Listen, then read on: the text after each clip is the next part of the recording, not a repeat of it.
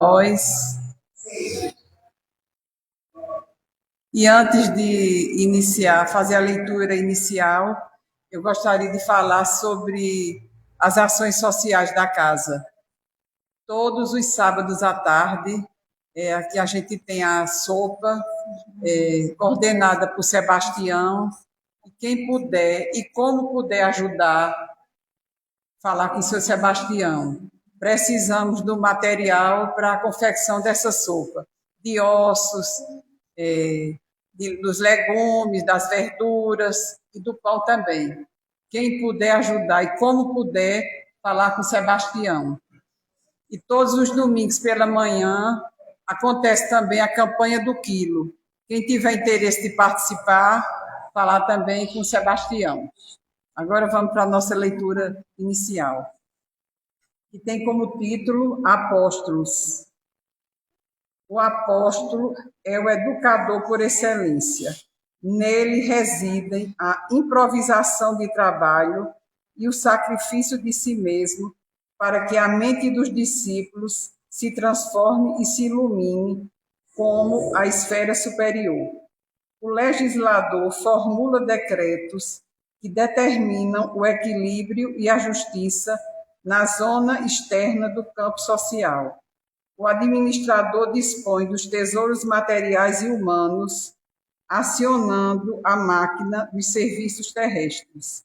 O sacerdote ensina ao povo as maneiras da fé em manifestações primárias. O artista embeleza o caminho da inteligência, acordando o coração para as mensagens edificantes que o mundo encerra em seu conteúdo de espiritualidade. O cientista surpreende as realidades da sabedoria divina criadas para a evolução da criatura e revela-se a expressão visível ou perceptível ao conhecimento popular. O pensador interroga, sondando os fenômenos passageiros. O médico socorre a carne enfermiça. O guerreiro disciplina a multidão e estabelece a ordem. O operário é o ativo menestrel das formas, aperfeiçoando os vasos destinados à preservação da vida. Os apóstolos, porém, são os condutores do Espírito. Em todas as grandes causas da humanidade, são instituições vivas do exemplo revelador, respirando no mundo das causas e dos efeitos, oferecendo em si mesmos a essência do que ensinam, a verdade que demonstram e a claridade que acendem ao redor dos outros. Interferem na elaboração dos pensamentos dos sábios e dos ignorantes, dos ricos e dos pobres, dos grandes e dos humildes, renovando-lhes o modo de crer e de ser, a fim de que o mundo se engrandeça e se santifique. Neles surge a equação dos fatos e das ideias, de que se constituem pioneiros ou defensores pela doação total de si próprios em benefício de todos. Por isso, passam na terra, trabalhando e lutando, sofrendo e crescendo sem descanso, com etapas numerosas pelas cruzes da incompreensão e da dor.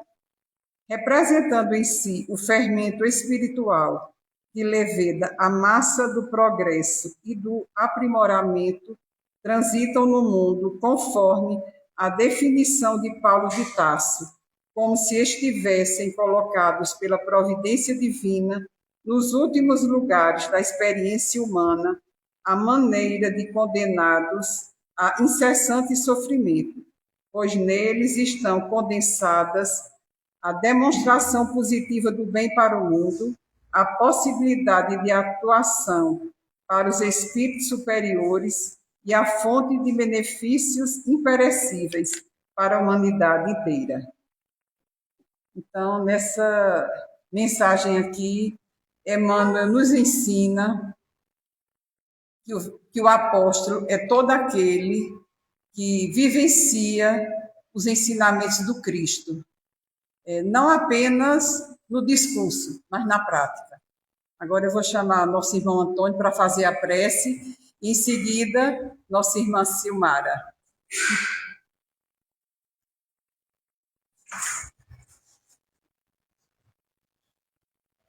Vamos elevar os nossos pensamentos ao alto, sempre agradecendo ao Senhor Jesus por esta rica oportunidade de estarmos aqui nessa casa de oração, aonde viemos buscar esse alimento tão precioso para a nossa vida espiritual.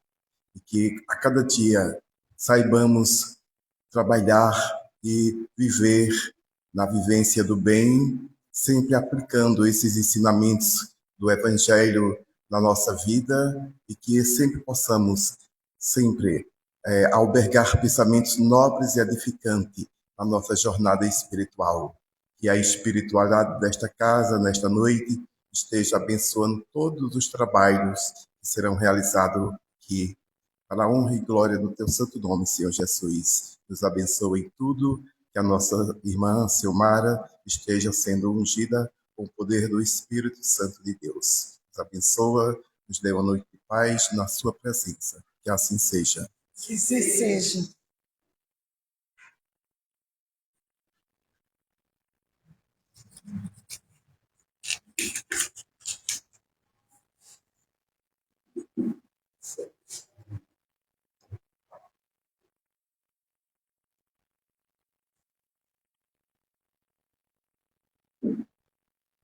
Boa noite a todos.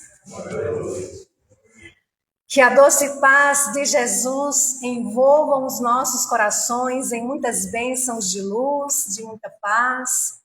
Que possamos, nessa noite, nos colocarmos receptivos às reflexões, na certeza do amparo, da assistência espiritual desta casa, e que ao final todos nós possamos sair daqui bem melhores de que quando aqui chegamos. Humberto de Campos, no livro Novas Mensagens, narra uma história onde fica muito claro que uma das questões mais sérias no espiritismo é o problema do médium. No que diz respeito à necessidade que o médium tem de buscar a sua edificação, a sua própria edificação, de modo a não cair nas armadilhas dos enganos. E ele vai narrar uma história de um médium chamado Azarias. E Azarias era um homem muito simples, ainda jovem. Ele era casado, tinha filhos, trabalhava, ele era administrador trabalhava na parte administrativa de uma empresa de serviços. E certo dia o seu coração ali foi chamado pela espiritualidade superior para que ele abraçasse ali o sacerdócio da mediunidade.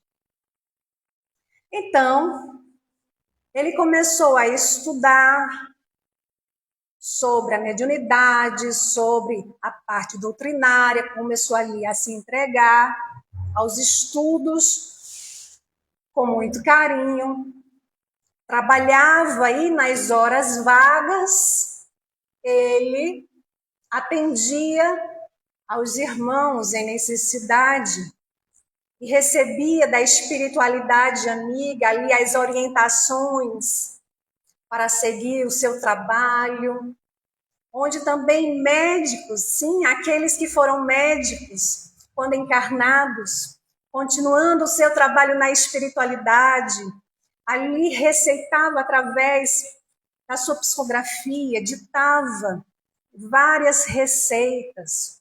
Não demorou muito para que a imprensa soubesse da mediunidade daquele homem. e exaltou e colocou ele lá em cima. E em pouco tempo, a sua casa humilde não cabia de tantas pessoas querendo receber mensagens, querendo saber, né, como acontecia, querendo obter alguma notícia de entes queridos. Então, houve aqueles companheiros que se aproximaram, conversavam com ele e dizia: você é um grande médium, você está numa missão muito rara. Me diga uma coisa, meu amigo, em que você trabalha? E ele dizia: eu trabalho numa empresa que presta serviços, numa oficina. E quanto você ganha? E ele respondeu: eu ganho cerca de 400 mil réis. Era o dinheiro à época. Mas o que você ganha é muito pouco. Isso é um absurdo. Você é um médium de sucesso. Como é que você pode ganhar, né, um salário desse? Não, meu amigo, você precisa de muito mais. Olha, não se preocupe, nós vamos reunir ali alguns amigos. Vamos ver se a gente consegue algum trabalho público para você se dedicar exclusivamente à mediunidade. Porque o que você está ganhando é uma miséria. Não pode, um médium desse. E aí, aos poucos, devido a tantas tarefas ali que ele era requisitado, as casas espíritas disputavam, cada um queria ter ali a presença desse médium. Ele começou a faltar no trabalho. Ele começou a não dar muita atenção à sua esposa, aos seus filhos. E foi se afastando, se dedicando ali ao trabalho da mediunidade, esquecendo das outras tarefas. Mas ele ouvia os conselhos dos espíritos amigos, mas não dava atenção.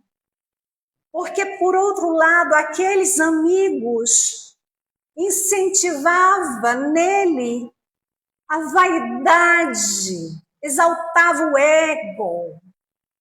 Então, ele se deixou levar pelos conselhos dos companheiros da terra, de que? Pelos seus guias espirituais. E em pouco tempo, o seu chefe lhe chama a atenção para uma conversa. E ele ali se apresenta e o chefe diz: olha, é o seguinte, infelizmente, Azarias, não dá para você continuar aqui, não. Você está faltando muito. Olha o exemplo que você está dando aos outros. A gente gosta muito de você, mas do jeito que está, não dá para continuar. Então, Azarias foi demitido. E ele ficou muito preocupado. E agora, o que é que eu vou fazer sem um salário para sustentar a minha família? Então, ele lembrou do que os amigos tinham falado para ele. Vou lá procurar os companheiros. Conversou, foi lá falar com eles. E os amigos bateram no ombrinho dele e disse: ora, Azarias, deixe de bobagem. Você é um médium, a sua mediunidade é patrimônio de nossa doutrina. Que isso? Olha, não se preocupe. Nós vamos nos reunir. E todo mês você ganhava 400 mil réis. Agora você vai ganhar 600 mil réis por mês. Olha que maravilha! E agora você vai se dedicar exclusivamente à mediunidade. Só que começou as contas chegar. Alimento faltar. Cadê os amigos? E após 6 meses, aqueles amigos nem lembravam mais do que havia combinado. E ele ficou desesperado. E agora? O que eu vou fazer? Surgiu uma senhora que, após a consulta que passou com ele, lhe deu 10.000 réis. E ele aceitou. Mas antes ele pensou, será que eu devo? Ele ainda, ali naquele momento, ele ainda percebe uma voz que fala ao seu coração, lhe chamando a atenção. Mas ele não deu ouvidos. Estava passando necessidade, ele recebe. Mas ele vê ali uma maneira de ganhar o seu pão. Então começa a cobrar por consulta 1.000 réis. Em pouco tempo, aqueles amigos começam a dizer: vocês perceberam?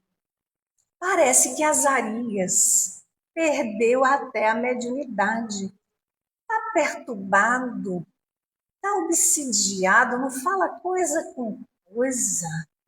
Azarias começa a prometer coisas às pessoas.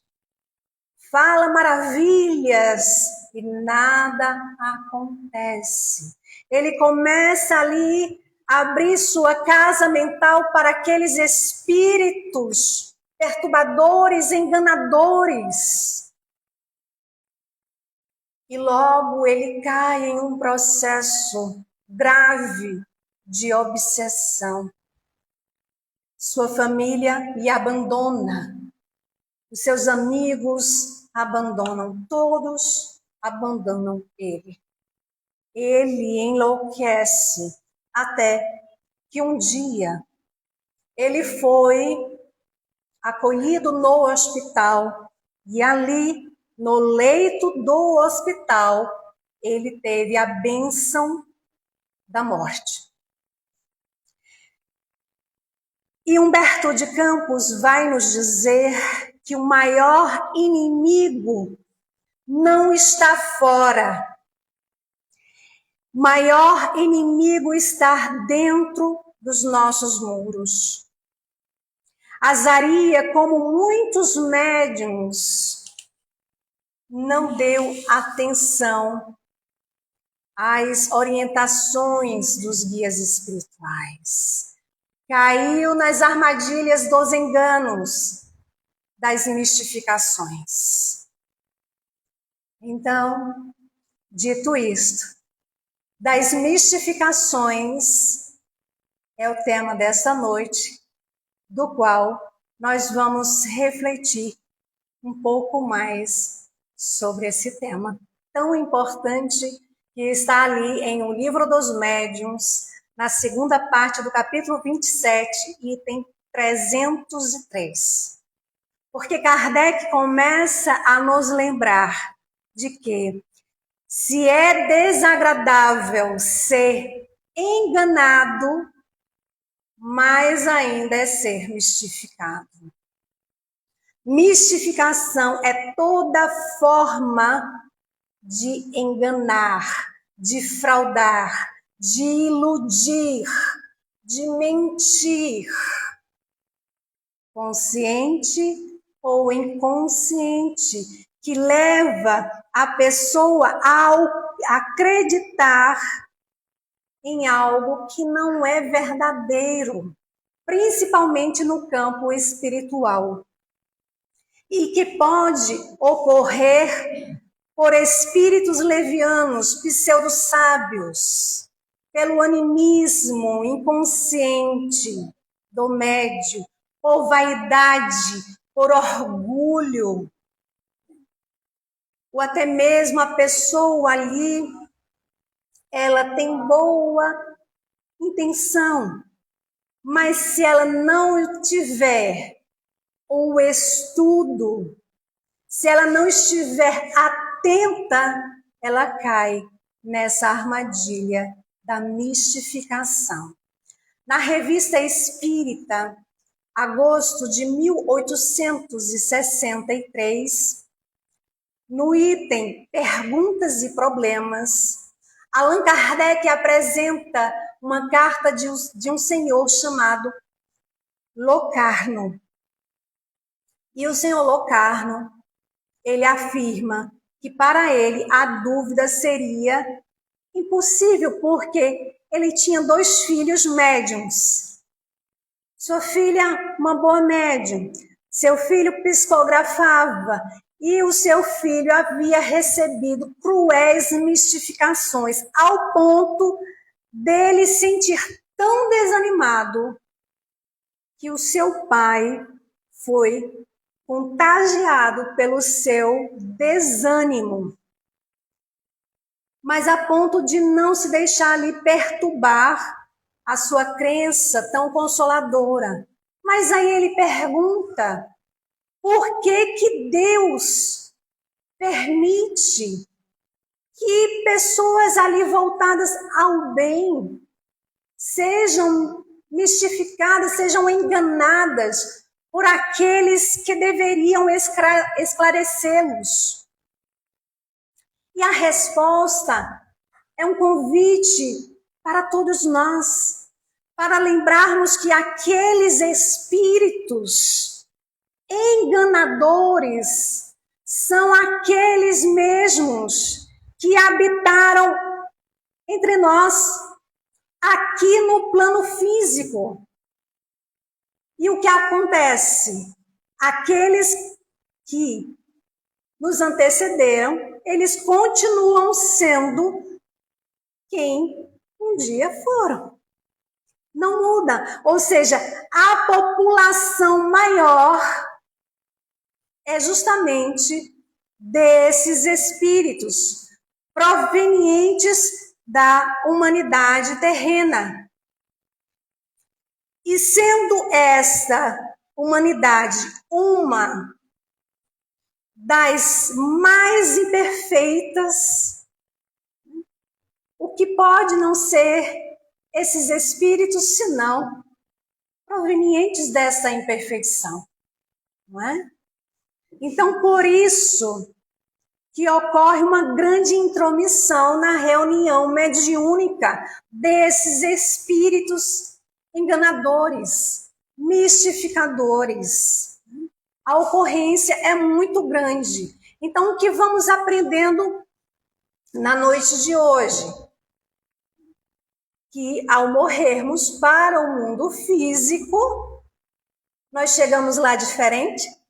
Morreu hoje, despertou no mundo espiritual, já está diferente? Claro que não. A gente continua sendo do mesmo jeitinho que saiu daqui, não é?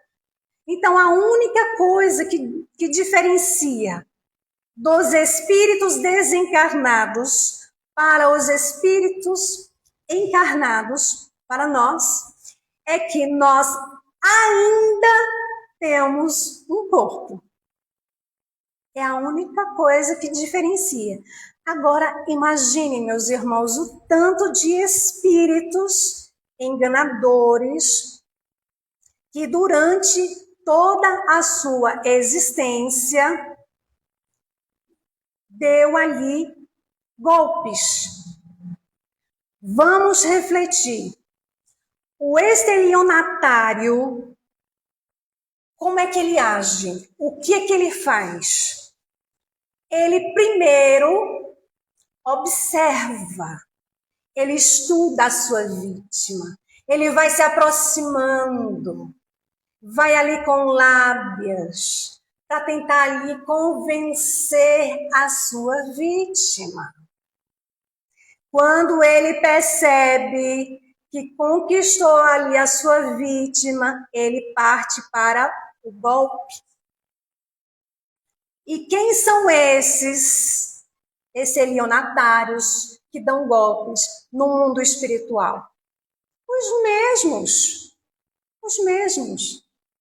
E aí a gente vai até o livro Médiuns e Mediunidades, psicografia do querido Divaldo Franco, pelo espírito de Viana de Carvalho, ali no capítulo 14, intitulado Mistificações na Mediunidade, ele vai nos lembrar, embora os cuidados que o exercício da mediunidade exige, nenhum sensitivo, ou seja, nenhum médium está isento de ser veículo de mistificação.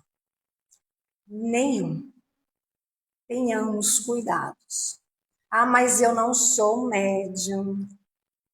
Eu não sinto nada. Eu não sinto nenhum arrepiozinho, nenhuma cosquinha, eu não sinto nada.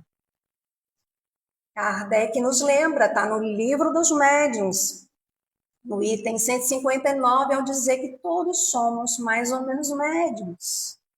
Sabe aquela ideia que você acha que foi sua? Pois é, não foi. Sabe aquela sugestão que chega ao seu coração no momento de aflição, para aquietar, acalmar o seu coração? Pois é, não foi criado por você. Sem falar que quando a gente está dormindo, ou seja, o corpo físico está dormindo, o nosso espírito, nós espíritos vamos encontrar outros espíritos. Temos ali o contato. Todos nós somos médiuns. Então, Viana vai nos lembrar dos espíritos que se comunicam denunciando a sua inferioridade. Também vai nos lembrar que, às vezes, apesar das qualidades morais do médium, este também pode ser vítima de embuste, de engano.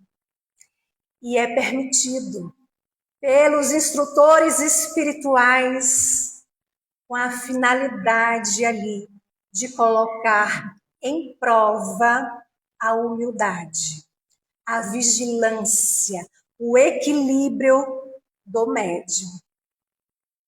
Então, a mistificação, ela pode ser inconscientemente, em razão da liberação dos arquivos da memória do médium, o animismo. O médium ali começa a misturar as suas ideias, as suas próprias emoções, e por vezes nem sempre é de má fé, mas precisa ter muito cuidado.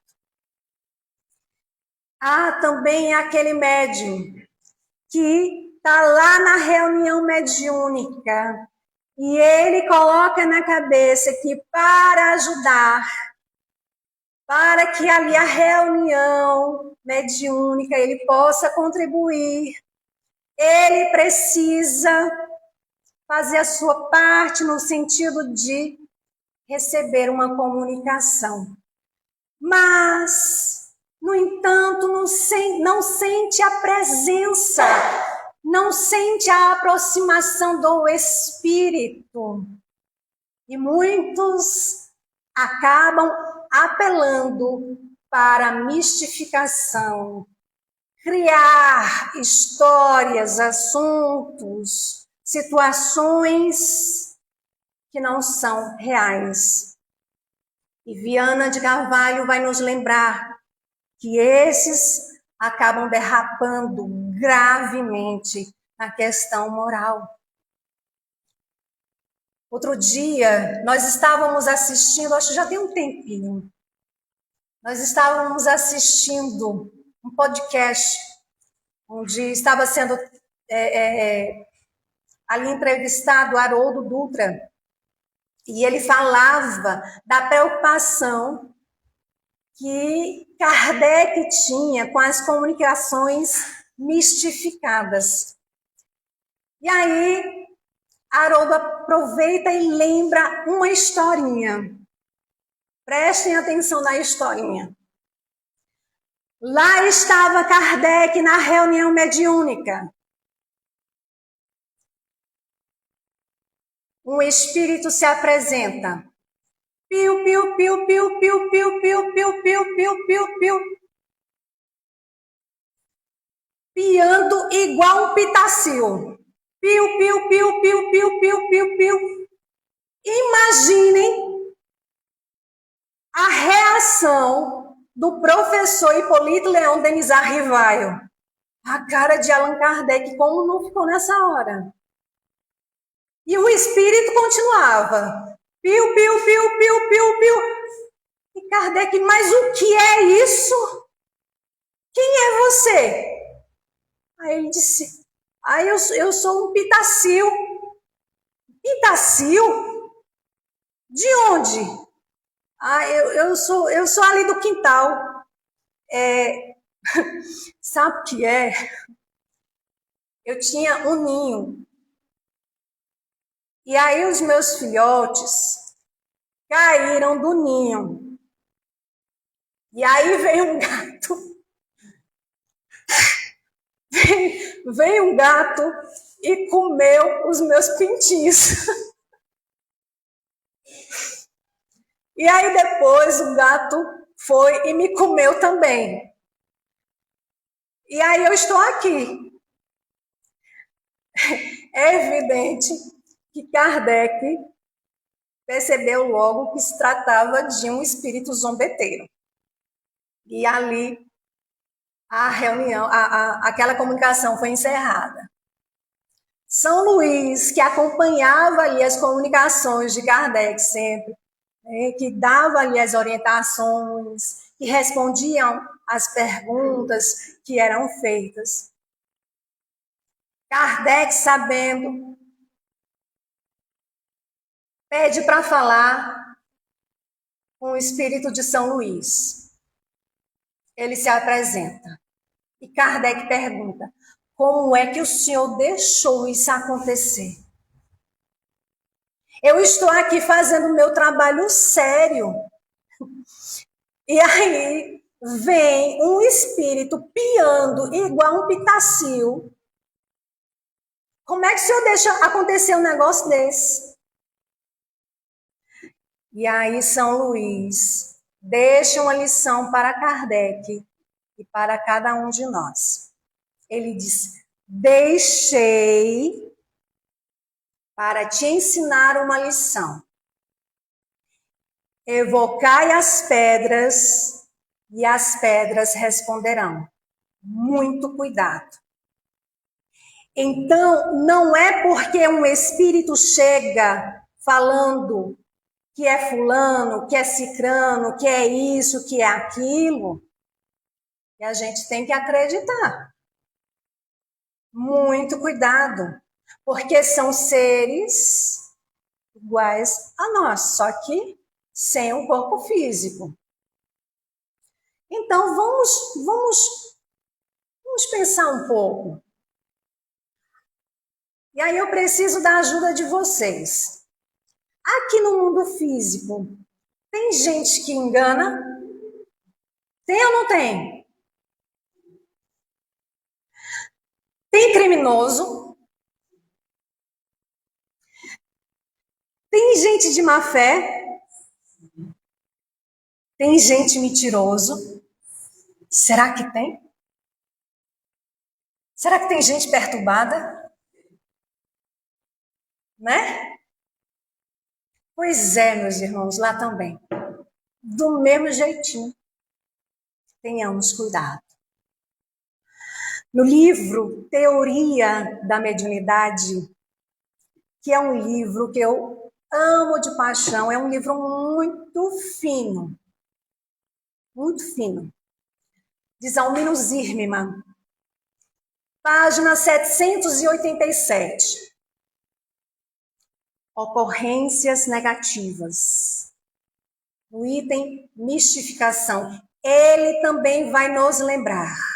Mistificar é agir com a intenção de enganar, com a intenção de iludir, com a intenção de mentir. E não são poucos os casos. Geralmente ocorre com aqueles médiuns menos experientes. Então, o espírito, ele manifesta ali uma falsa personalidade para que todos ali que estão na reunião mediúnica acreditem. Evidentemente, em se tratando de médiuns experientes que estudam, que estão atentos às suas ações, que se esforçam para domar suas más tendências e suas más inclinações, que se esforça para viver o Evangelho do Cristo.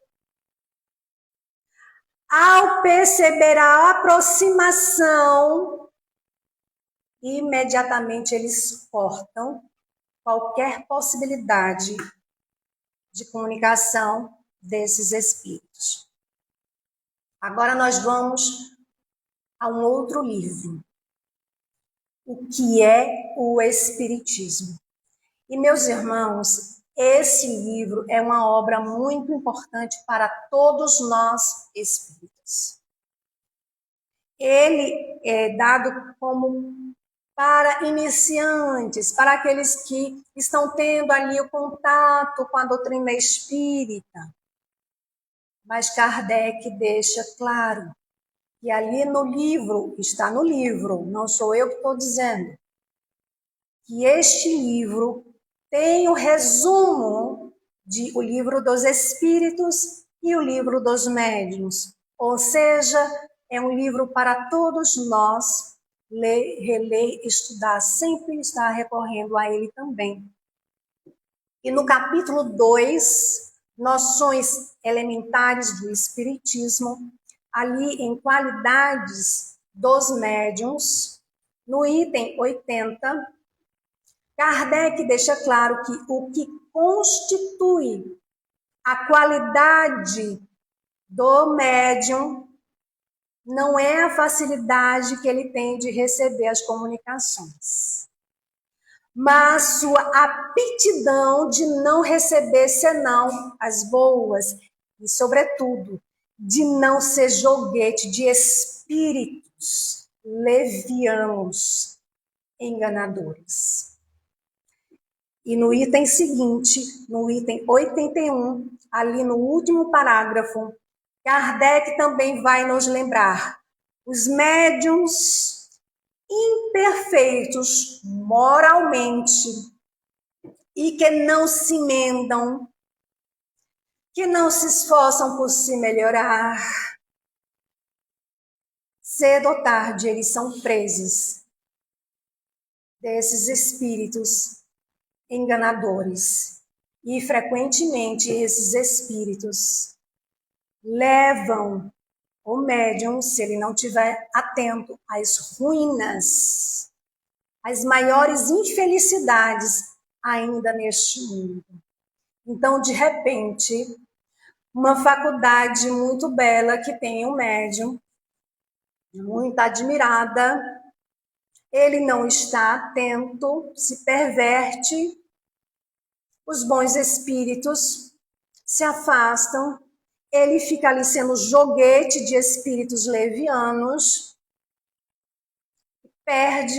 chega a perder a mediunidade. E aí, por orgulho e por vaidade, ele diz: eu não vou dizer que eu perdi a minha mediunidade.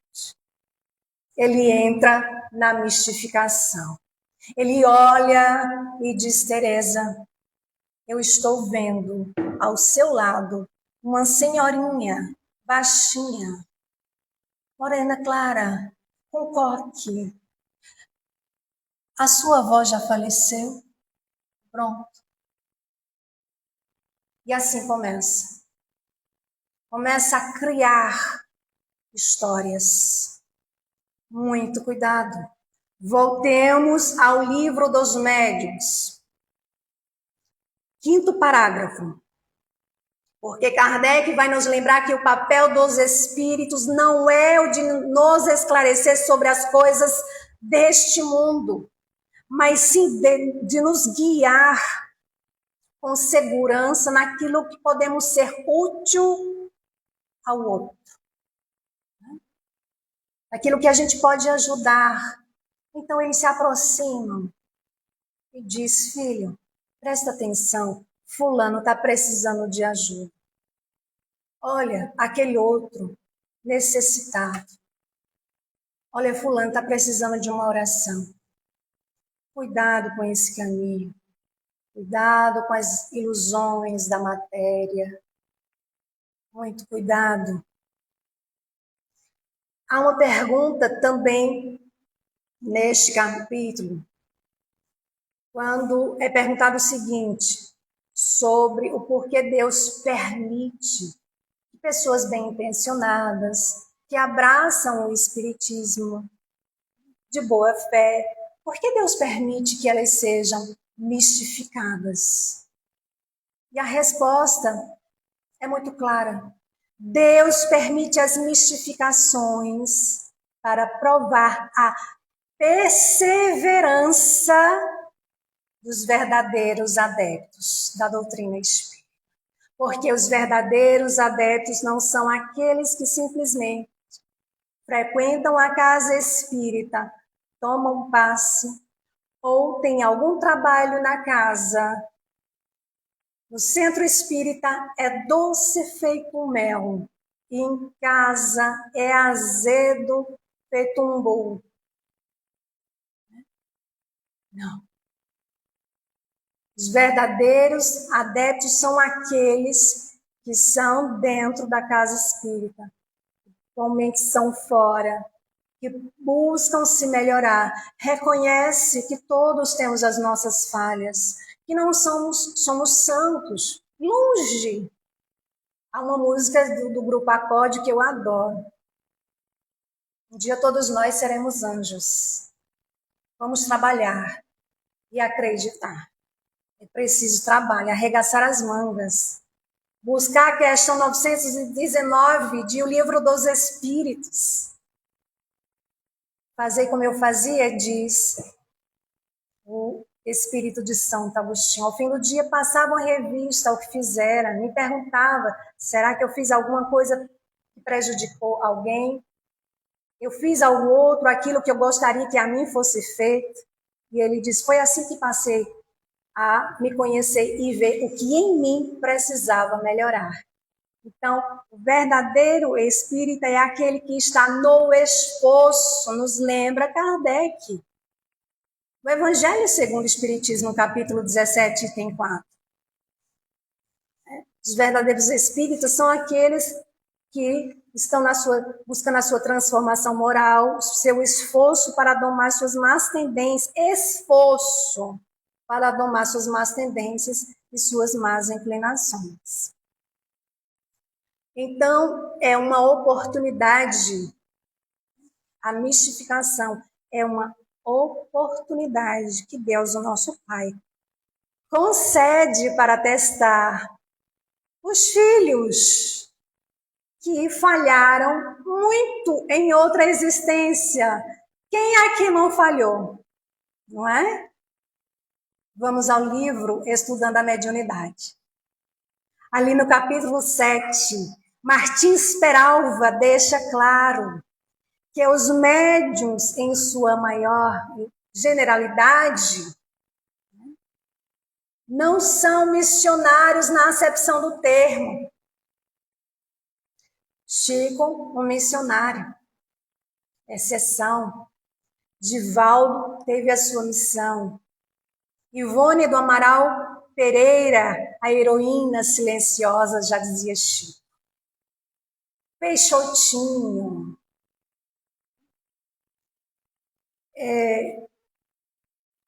Chico, já falei, e aqui está na minha mente outro, Eurípides Bassanufo e tantos outros, mas exceções.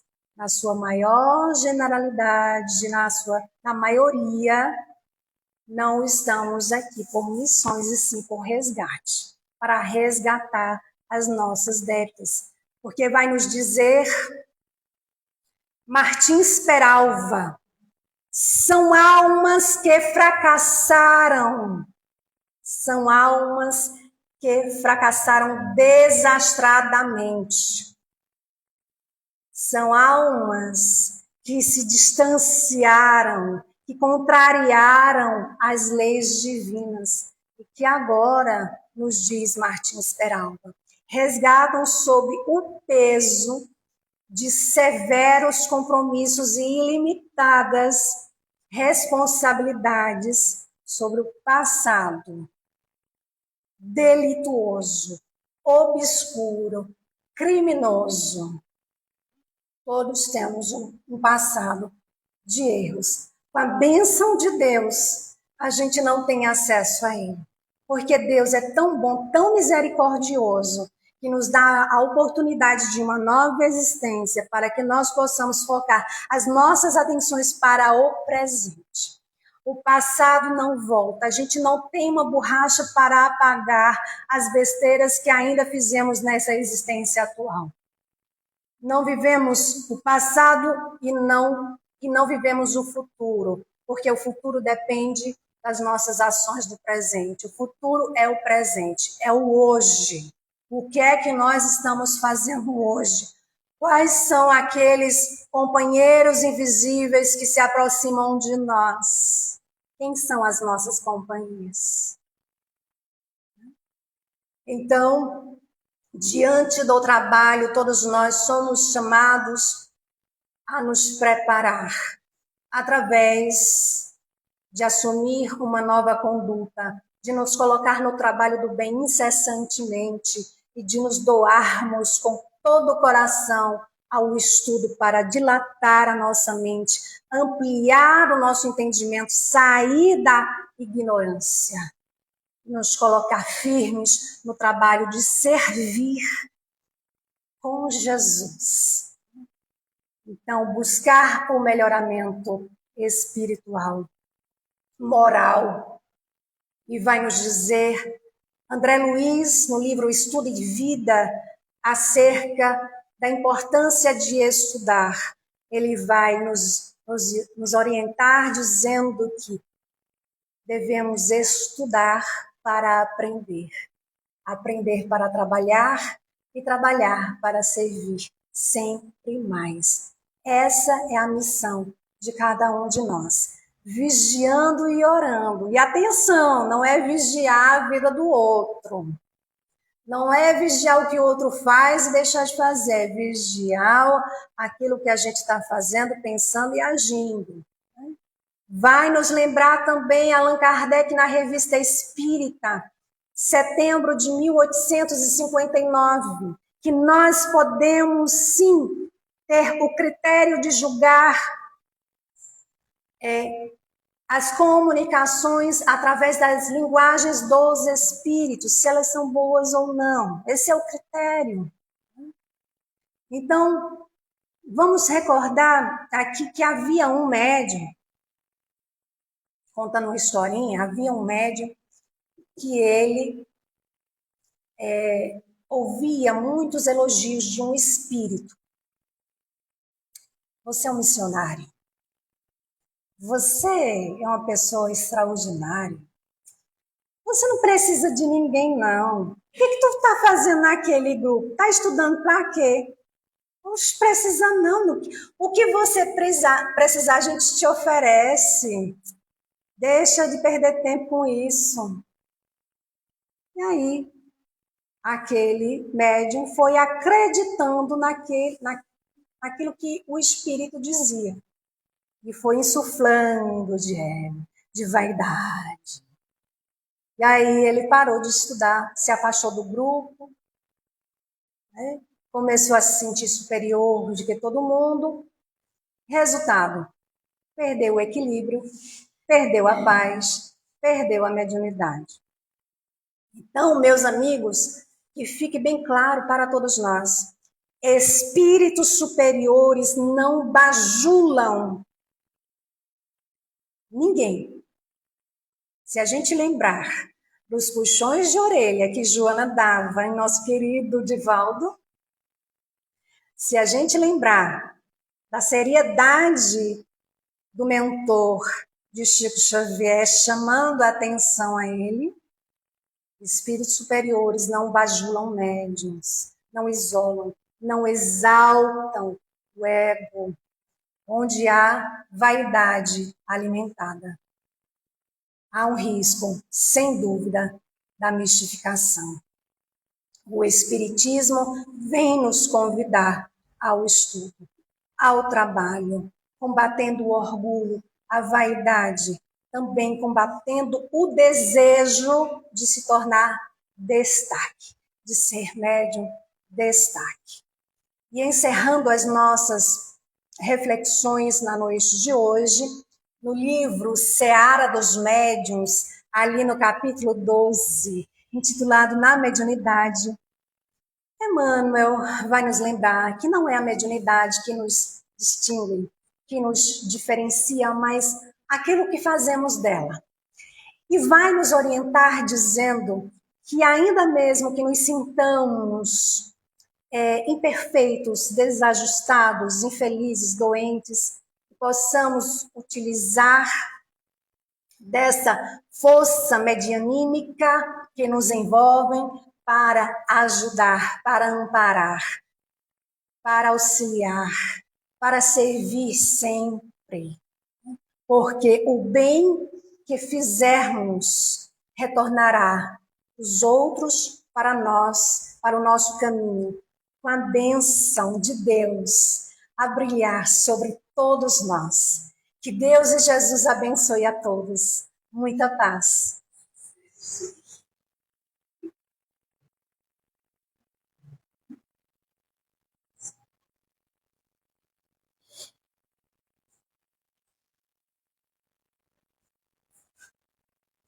Então, depois dessa palestra tão esclarecedora, vamos agora para os avisos da casa. Todos os domingos, às 16 horas, tem o estudo do ESD, que é o estudo sistematizado da doutrina espírita, com Aurélio Gama. Todas as segundas, com Rubens Ferreiras, temos os esclarecimentos sobre as passagens do Evangelho, tratamentos e passes.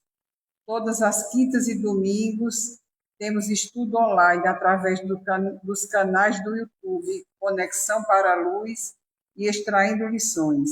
Acompanhe toda a programação em nossas páginas do Instagram e Facebook. E todos os domingos, às 8 horas da manhã, tem o programa Espiritismo no Ar, ao vivo, pelo canal do YouTube, apresentação Soares e Silmara, respondendo perguntas e trazendo notícias do movimento espírita. Convidamos aos senhores pais para trazerem seus filhos para a evangelização infantil todas as quartas e sábados, durante o horário de nossas palestras. E antes de passar para Antônio para fazer a prece final, vou chamar Soares para dar um aviso. Viu? Boa noite. É sobre o teatro que vai ser na próxima quarta-feira, O Amor de Renúncia. Nós ainda temos alguns ingressos e aqueles que quiserem, ainda hoje, podem adquirir com Sebastião. Então, é na quarta-feira e é um momento importante, é onde está vindo um grupo apresentando o teatro em Caruaru, em Recife, em Garanhuns, em várias cidades. Aqui vai ser exclusivamente na quarta-feira. Era esse o aviso.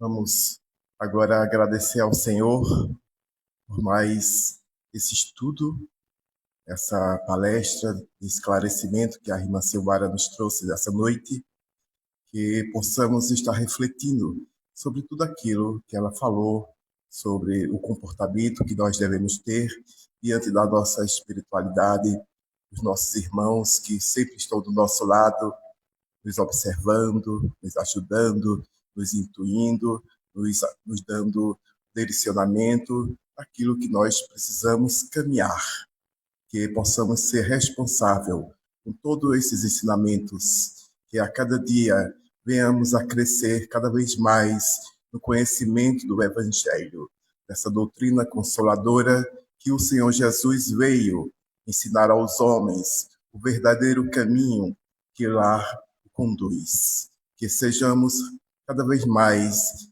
sinceros em tudo aquilo que venhamos fazer, Senhor. Que esta noite apenas seja uma noite de instrução para o nosso espírito, e que sempre estejamos aqui ouvindo as mensagens que serão trazidas para nós, que possamos aplicar no nosso dia a dia para sermos pessoas melhores no amanhã, para que possamos nos tornar uma sociedade acolhedora, como a doutrina espírita nos ensina, que precisamos aprender para ser melhor, para nos melhorarmos, para crescer cada vez mais na sabedoria e no conhecimento. É isso que o Senhor Jesus espera de todos nós. E por isso, nesta noite, estamos gratos, Senhor, por esta oportunidade de estar aqui ouvindo os seus ensinamentos, para que possamos ser direcionados no nosso caminhar, na nossa jornada espiritual, que possamos voltar para os nossos lares, na sua paz e no seu grande amor. Que assim seja.